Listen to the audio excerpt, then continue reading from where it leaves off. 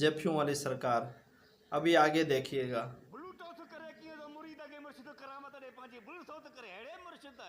और ये करंट वाली सरकार। लो जी, हाथ फिराओ सरकार, हाथ फिराओ, तुम्हारे काम हो जाएंगे। बीमारी है दूर हो जाएगी, परेशानी है दूर हो जाएगी। जोर दी, एक और ला दो, लिख के फिर से थप्पड़ लगवाओ। एक और, इन्हें कोई एक और थप्पड़ ला लगाने दो। वाला नहीं है। मैं समझता हूँ, मैं तो कहता हूँ उनको थप्पड़ लगाने से पहले इस जाहिल अवाम को, जो इस तरह जहालत में फंसी हुई है, इन बेचारों को इतनी अकल नहीं है यार। कहाँ ये जा रहे हैं ये अवाम, हमारे लोग किधर जा रहे हैं? शिफा मांगने जा रहे हैं, कोई पुत्र बेटे मांगने जा रहे हैं, और पता नहीं क्या क्या मुसीबतों का शिकार हुए पड़े हैं। क्या ये हमारा इस्लाम है?